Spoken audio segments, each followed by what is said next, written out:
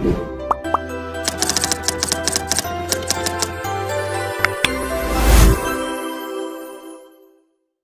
Hello നമസ്കാരം. Page അക്കാദമിയുടെ പുതിയൊരു ക്ലാസ്സിലേക്ക് അവർക്കും സ്വാഗതം. ഒരു 10 ചോദ്യങ്ങളുമായിട്ട് വന്നതാണ്. നിങ്ങളുടെ മുന്നറിവൊന്ന് പരിശോധിക്കാൻ തന്നെയാണ് ഉദ്ദേശം. ഫുൾ മാർക്ക് കിട്ടുന്ന, നിങ്ങൾക്ക് കോൺഫിഡൻസ് ഉണ്ടാക്കി തരുന്ന ക്വസ്റ്റ്യൻസ് മാത്രമേ ഉള്ളൂ. സിമ്പിളായിട്ടുള്ള ചോദ്യങ്ങളാണ്. നിങ്ങൾ ഇതിൽ ഫുൾ മാർക്ക് വാങ്ങിയിട്ടുണ്ട് എന്നുണ്ടെങ്കിൽ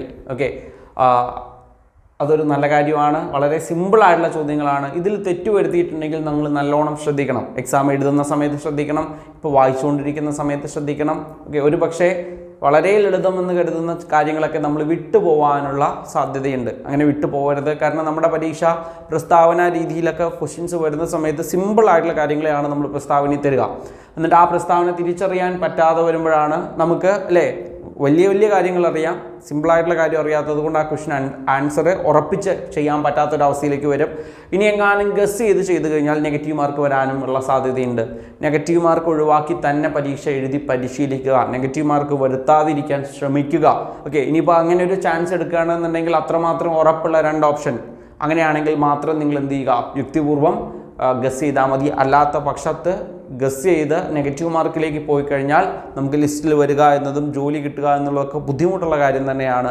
അപ്പോൾ നെഗറ്റീവ് മാർക്ക് വരാതിരിക്കാൻ വേണ്ടി ശ്രദ്ധിക്കണം. സമയങ്ങൾ ഇന്നലെ ആദ്യത്തെ ചോദ്യത്തിലേക്ക് വരാം. കേരളത്തിൽ ബ്രിട്ടീഷുകാർക്കെതിരെ നടന്ന ആദ്യത്തെ സംഘടിത കലാപം ഏതാണ്? ചാന്നാർ ലഹള, പഴശ്ശിക്കലാപം, ആറ്റിങ്ങൽ കലാപം, മലബാർ കലാപം. എല്ലാം നമുക്ക് പഠിക്കാനുള്ള കലാപങ്ങൾ തന്നെയാണ്. കേരളത്തിൽ ബ്രിട്ടീഷുകാർക്കെതിരെ നടന്ന ആദ്യത്തെ സംഘടിത കലാപം ഏതാണ്? രണ്ടാമത്തെ ചോദ്യം, മംഗളയാൻ വിക്ഷേപിച്ചത് എവിടെ നിന്നാണ്? തുമ്പയിൽ നിന്നാണോ, ബാലസോറിൽ നിന്നാണോ, ചന്ദിപ്പൂർ ആണോ, അതുപോലെ തന്നെ ശ്രീഹരിക്കോട്ടയാണോ? എളുപ്പമുള്ള ചോദ്യം. മൂന്നാമത്തെ ചോദ്യം, ഇന്ത്യയിലെ ഏറ്റവും വിസ്തൃതിയേറിയ ഭൂവിഭാഗം ഇന്ത്യൻ ഭൂപ്രകൃതിയിലുള്ളതാണ്. ഏറ്റവും വിസ്തൃതയേറിയ ഭൂവിഭാഗം ഉത്തര മഹാസമതലം, തീരസമതലം, ഉപദ്വീപീയ പീഠഭൂമി, വടക്കു കിഴക്കൻ പർവ്വത നിര. ഇന്ത്യയിലെ ഏറ്റവും വിസ്തൃതയേറിയ ഭൂവിഭാഗം ഏതാണ്? നാലാമത്തെ ചോദ്യം, പശ്ചിമ അസ്വസ്ഥത എന്ന പ്രതിഭാസം, നമുക്ക് കാലാവസ്ഥ പഠിക്കാനുണ്ട്. ഇന്ത്യയിലെ ഏത് കാലവുമായി ബന്ധപ്പെട്ടതാണ് പശ്ചിമ അസ്വസ്ഥത എന്ന പ്രതിഭാസം? ശൈത്യകാലം, ഉഷ്ണകാലം, തെക്ക് പടിഞ്ഞാറൻ മൺസൂൺ, വടക്കു കിഴക്കൻ മൺസൂൺ. ഇങ്ങനെയാണ് 4 ഓപ്ഷൻ തന്നിട്ടുള്ളത്. പശ്ചിമ അസ്വസ്ഥത എന്ന പ്രതിഭാസം ഇന്ത്യയിലെ ഏത് കാലവുമായി ബന്ധപ്പെട്ടിരിക്കുന്നു? അഞ്ചാമത്തെ ചോദ്യം, അനുച്ഛേദം 51A താഴെ പറയുന്നവയിൽ ഏത് ഭരണഘടനാ ഭേദഗതിയുമായി ബന്ധപ്പെട്ടിരിക്കുന്നു? 51A ആണ്. എന്താണ് എന്നത് കൂടി കമൻറ്റ് ചെയ്യണേ നിങ്ങൾ. 42-ാം ഭേദഗതി, 44-ാം ഭേദഗതി, 86-ാം ഭേദഗതി, 92-ാം ഭേദഗതി. 51A താഴെ തന്നിരിക്കുന്നവയിൽ ഏത് ഭരണഘടനാ ഭേദഗതിയുമായി ബന്ധപ്പെട്ടതാണ്? Article 51A. ആറാമത്തെ ചോദ്യം, 1933-ൽ ജാതിനാശിനി സഭ സ്ഥാപിച്ചത്? ജാതിനാശിനി സഭ, നിങ്ങൾ ആ സഭ സ്ഥാപിച്ചത് ആരാണ്? ഓപ്ഷൻ നോക്കാതെ തന്നെ ഉത്തരത്തിലേക്ക് എത്താൻ ശ്രമിക്കുക. ഓപ്ഷൻ കണ്ടാൽ ചിലപ്പോൾ നമുക്ക് കൺഫ്യൂഷൻ വരാൻ സാധ്യതയുണ്ട്. ശുഭാനന്ദ ഗുരുദേവൻ, ആഗമാനന്ദ സ്വാമി, വാഗ്ഭടാനന്ദൻ, ആനന്ദ തീർത്ഥൻ. ജാതിനാശിനി സഭ, നിങ്ങൾ ഇത് മറച്ചു വെച്ചിട്ട് ജാതിനാശിനി സഭയെ നോക്കിയാൽ മതി, കിട്ടും. ഏഴാമത്തെ ചോദ്യം, ഇന്ത്യൻ ആറ്റോമിക് എനർജി കമ്മീഷൻ നിലവിൽ വന്ന വർഷം എപ്പോഴാണ്? Indian atomic energy commission 42, 56, 48, 52. എട്ടാമത്തെ ചോദ്യം, ഇന്ത്യയുടെ ആദ്യ സോളാർ സ്പേസ് ഓർബിറ്ററി ദൗത്യമായ ആദിത്യ L1-ന്റെ വിക്ഷേപണ വാഹനം ഏതാണ്? പറഞ്ഞിട്ടുള്ളതാണ് PSLV 56, PSLV-C 57, PSLV 58, PSLV 55 എന്നുള്ളതാണ് ഓപ്ഷൻ വന്നിട്ടുള്ളത്.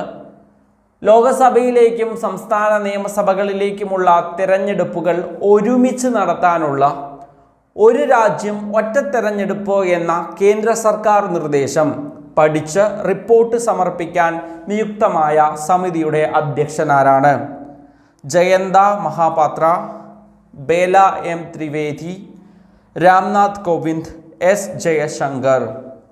എളുപ്പമുള്ള ചോദ്യമാണ്, ശ്രദ്ധിക്കുക. ഇവിടുന്ന് എന്തായാലും ചോദ്യം, ഈ ഒരു ചോദ്യം ചിലപ്പോൾ പരീക്ഷയ്ക്ക് ആവർത്തിക്കാം. ഇതേപോലെ തന്നെ ലോകസഭയിലേക്കുള്ള സംസ്ഥാന നിയമസഭകളിലേക്കുള്ള തെരഞ്ഞെടുപ്പുകൾ ഒരുമിച്ച് നടത്താനുള്ള ഒരു രാജ്യം ഒറ്റ തെരഞ്ഞെടുപ്പ് എന്ന കേന്ദ്ര സർക്കാർ നിർദ്ദേശം പഠിച്ച് റിപ്പോർട്ട് സമർപ്പിക്കാൻ നിയുക്തമായ സമിതിയുടെ അധ്യക്ഷനാരാണ്?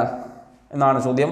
10ാമത്തെ ചോദ്യം, doctor Naseema Marakkar, doctor YS Rajan എന്നിവർ ചേർന്ന് രചിച്ച നിனைவுകൾക്ക് മരണമില്ലേ എന്ന തമിഴ് കൃതിയുടെ ഇംഗ്ലീഷ് പരിഭാഷയാണ് മെമ്മറീസ് നെവർ ഡൈ. ഏത് മുൻ രാഷ്ട്രപതിയുടെ ജീവിതത്തെ പ്രമേയമാക്കിയാണ് ഈ കൃതി രചിച്ചത്? നമുക്ക് രാഷ്ട്രപതിമാർ പഠിക്കാനുണ്ട് അല്ലേ. രാംനാഥ് കോവിന്ദ്, APJ അബ്ദുൽ കലാം, പ്രണബ് മുഖർജി, പ്രതിഭ പാട്ടീൽ എന്നിങ്ങനെയാണ് ഓപ്ഷൻസ് തന്നിട്ടുള്ളത്. എളുപ്പമുള്ള ചോദ്യമാണ്, എന്തായാലും ഇത് അറിയും എന്ന് വിചാരിക്കുന്നു. നമ്മൾ ഉത്തരങ്ങൾ പരിശോധിച്ച് നോക്കാം. 1ാമത്തെ ചോദ്യം, ആദ്യത്തെ കേരളത്തിലെ ബ്രിട്ടീഷുകാർക്കെതിരെ നടന്ന ആദ്യത്തെ സംഘടിത കലാപം ആറ്റിങ്ങൽ കലാപമാണ്. 2ാമത്തെ ചോദ്യം, മംഗളയാൻ വിക്ഷേപണം നടത്തിയത് ശ്രീഹരിക്കോട്ടയിൽ നിന്നാണ് അല്ലേ, ശ്രീഹരിക്കോട്ടയിൽ നിന്നാണ് വിക്ഷേപിച്ചത്. 3ാമത്തെ ചോദ്യം, ഇന്ത്യയിലെ ഏറ്റവും വിസ്തൃതിയേറിയ ഭൂവിഭാഗം എന്ന് പറയുന്നത് ഉപദ്വീപീയ പീഠഭൂമിയാണ്. പശ്ചിമ അസ്വസ്ഥത എന്തുമായി ബന്ധപ്പെട്ടതാണ്? പശ്ചിമ അസ്വസ്ഥത ശൈത്യകാലവുമായി ബന്ധപ്പെട്ടതാണ്. 5ാമത്തെ ചോദ്യം, അനുച്ഛേദ 51A എന്ന് പറയുന്നത് 86ാം ഭരണഘടനാ ഭേദഗതിയുമായി ബന്ധപ്പെട്ടതാണ്. 6ാമത്തെ ചോദ്യം, ജാതിനാശിനി സഭ ആനന്ദ തീർത്ഥനുമായി ബന്ധപ്പെട്ടതാണ്. 7ാമത്തെ ചോദ്യം, ഇന്ത്യൻ ആറ്റോമിക് എനർജി കമ്മീഷൻ നിലവിൽ വന്ന വർഷം ചോദിച്ചാൽ 1948 ആണ്. 8ാമത്തെ ചോദ്യം, ഇന്ത്യയുടെ ആദ്യത്തെ സോളാർ സ്പേസ് ഓർബിറ്ററി ദൗത്യമായ ആദിത്യ L1ന്റെ വിക്ഷേപണ വാഹനം ഏതെന്ന് ചോദിച്ചാൽ PSLV-C 57.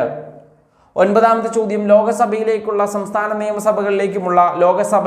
സംസ്ഥാന നിയമസഭകളിലേക്കുമുള്ള തെരഞ്ഞെടുപ്പ് ഒരുമിച്ച് നടത്താനുള്ള ഒരു രാജ്യം ഒറ്റ തെരഞ്ഞെടുപ്പ് എന്ന കേന്ദ്ര സർക്കാർ നിർദ്ദേശ പദ്ധതിയെക്കുറിച്ച് പഠിക്കാൻ റിപ്പോർട്ട് സമർപ്പിക്കാനുള്ള നിയുക്ത സമിതിയുടെ അധ്യക്ഷനാണ് രാംനാഥ് കോവിന്ദ്.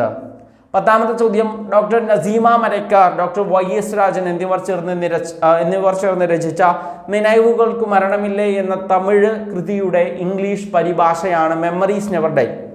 ഈ മെമ്മറീസ് നെവർ ഡൈ അഥവാ നിனைவுകൾക്ക് മരണമില്ലേ എന്ന തമിഴ് കൃതി അല്ലെ ഏത് മുൻ രാഷ്ട്രപതിയുടെ ജീവിതത്തെ പ്രമേയമാക്കി എഴുതിയ കൃതിയാണെന്ന് ചോദിച്ചാൽ APJ അല്ലെ. 10 ചോദ്യങ്ങളാണ് നോക്കിയത്, എളുപ്പമുള്ള ചോദ്യങ്ങളാണ്. ഇതിലേതെങ്കിലും നിങ്ങൾക്ക് അറിയാത്തതുണ്ടെന്നുണ്ടെങ്കിൽ അത് എന്ത് ചെയ്യുക, ഒന്ന് കമൻറ്റ് ചെയ്യുക. Okay, thank you.